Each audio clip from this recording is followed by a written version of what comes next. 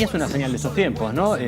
Antes de repente se mandaba el corte de difusión a las radios y para todos lados, y ahora se ha empezado a presentar los discos o empezar a adelantar algún disco en canales de YouTube como el de Santuro, a quien le damos la bienvenida y estamos viendo parte de Mal Día, ¿no? Viendo y escuchando parte de Mal Día. Buenos días. Sí, un poco como que la nueva, no sé si llamarla estrategia porque es más una cuestión de que la cosa fue yendo hacia ese lado.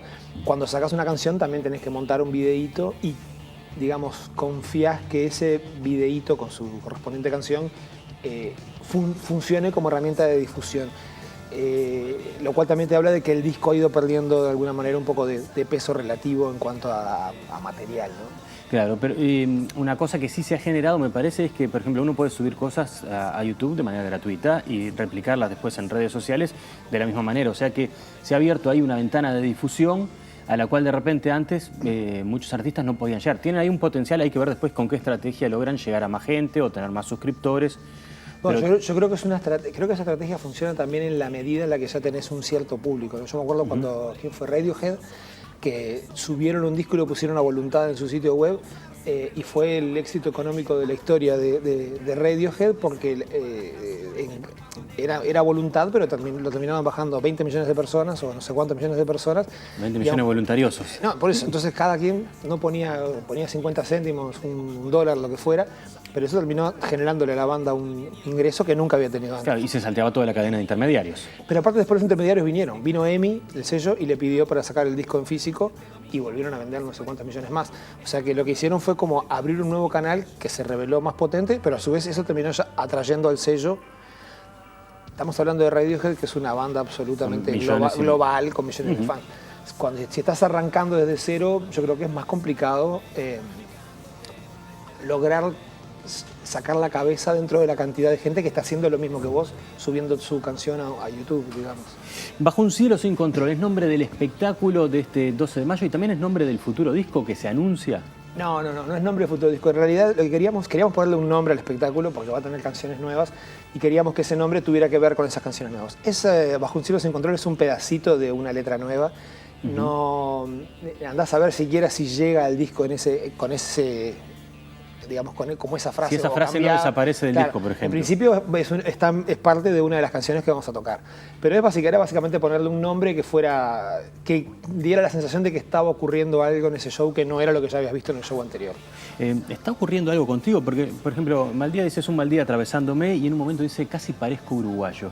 Y me puse a pensar en qué quiere decir eso de casi parezco uruguayo, y también pensando en que hoy es jueves, sale la columna de búsqueda, Fernando está escribiendo en búsqueda, y ahí es como que diseccionás a los uruguayos un poco, ¿no? Sí, es que ya casi parezco uruguayo, ¿no? Ya casi parece. No sé si disecciono a los uruguayos, ¿no? Eso me parece un poco pretencioso.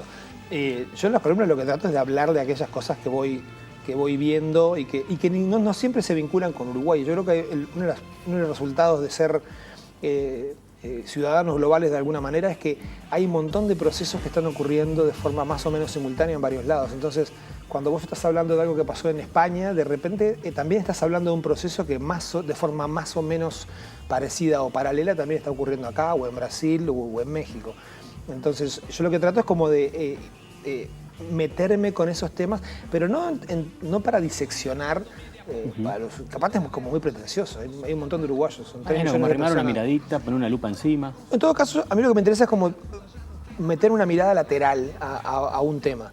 Si eso de alguna manera disecciona a alguien, bueno, es el resultado de esa mirada, pero no es una intención que yo traiga de entrada, digamos. O sea, me lo había anotado en los apuntes, ¿no? Me había puesto como algunas ideas y había puesto que el primer disco me había parecido que era muy personal, muy de mirarte a vos mismo, un momento de vida más de introspección de repente, pero quería saber si eso se ha mantenido, porque después en Espiral, por ejemplo, que ya es del Mar Sin Miedo, también es como un tema donde seguís mirándote, sos de pararte incluso a la hora de componer o de escribir una letra, de pararte a mirar, parece, ¿no? O son letras que surgen de reflexión y de mirada, a veces introspectiva, capaz que a veces para afuera. Y de un montón de horas de estar en la computadora buscando las palabras justitas. Yo lo que creo es que en el Mar Sin Miedo aparecieron como otros estados de ánimos que no eran solo la introspección. Había cosas más expansivas, entre otras cosas porque las canciones eran más expansivas, entonces también pedían... No tiene mucho sentido hacer una canción que es súper rockera y a la Led Zeppelin y que el tipo esté contándote en la canción en voz chiquita sus depresiones. Entonces, como que tenés que hacer unas letras que sean acordes con la presión sonora de lo que hay detrás de las letras. Entonces, estas canciones nuevas me pasa como cada disco. No tengo claro exactamente de si al final el disco va a terminar teniendo un perfil más introspectivo o menos introspectivo. Tampoco me lo planteo como algo previo. Es algo que, como decías vos, en el primer disco solista es el resultado de un momento X en el que casi todas las canciones apuntaron para el mismo lado. Con las nuevas canciones, de momento hay tres letras nuevas y no sabría decir en qué dirección va a ir el disco todavía, porque las tres letras hablan de cosas diferentes de manera como muy, muy abierta, digamos. ¿Buscás que tenga como una unidad de sentido el disco en sí y más allá de para dónde vayan las letras? O sea, ¿una letra se puede torcer para generar una unidad de sentido en el disco entero? Sí, o para tapar un agujerito que te faltaba. Pasa lo mismo con todas las canciones. Tenés 8 canciones y decís, una canción un poquito más rápida vendría bien porque todo el disco es medio lentón. Con la letra es igual. Decís, tengo 9 letras que son un bajón, mejor pongo una letra que no sea tan bajón. O al revés. Un poquito más arriba. Claro, o al revés. Tengo 9 canciones que son el carnaval y de repente quiero introducir otro estado de ánimo.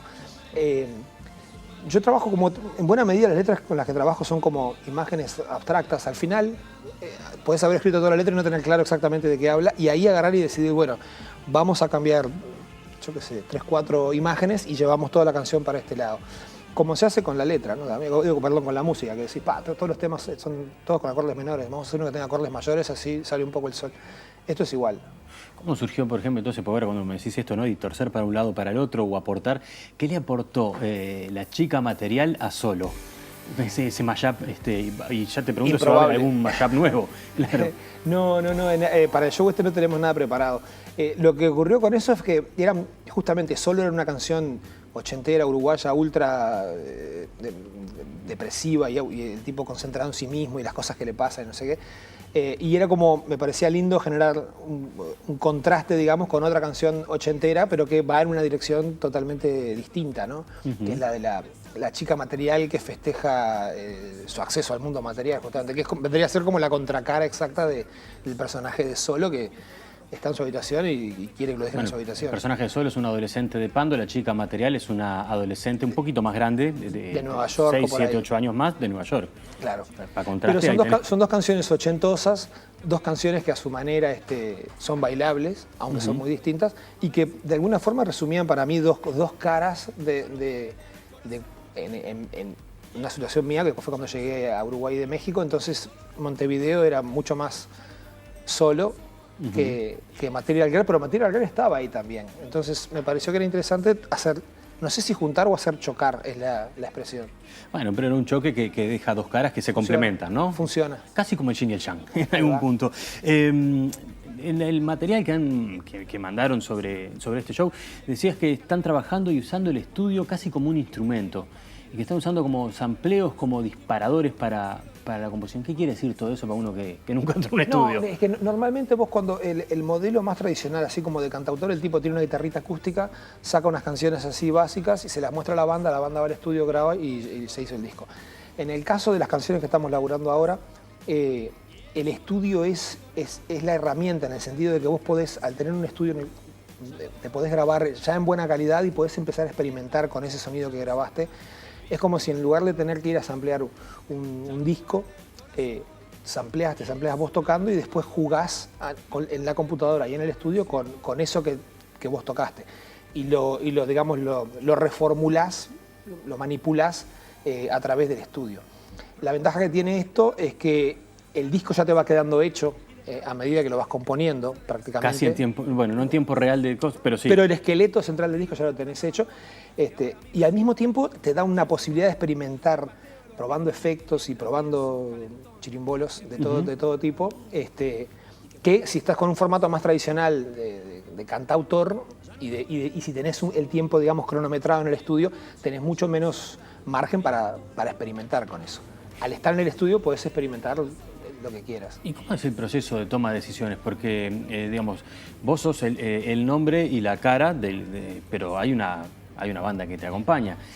¿La toma de decisiones tiene que ver con el colectivo o es una cuestión que no? Mira, está todo bien, pero acá el que lleva la batuta soy yo y tomo la decisión? Bueno, al final, en última instancia, digamos, el que va a tomar la decisión de si queda tal cosa o no queda en la canción debería ser yo. Pero es un proceso mucho más dinámico. yo trabajo con gente que es infinitamente más competente que yo en las cosas que hace, Entonces, es como que no tendría sentido tener un violinista y convocar a un violinista a trabajar y después decirle al violinista lo que tiene que hacer. Para mí sería coartar las posibilidades que te da trabajar con músicos talentosos, mucho más talentosos que vos en su Sería como llamar a un cirujano y solo operar con una mano atada. Por ejemplo. ¿No? Entonces, claro, lo ideal es si vos tenés gente, por más que al final la decisión sea tuya, en última instancia, lo interesante es todo, parezco Tavares, lo interesante es el proceso.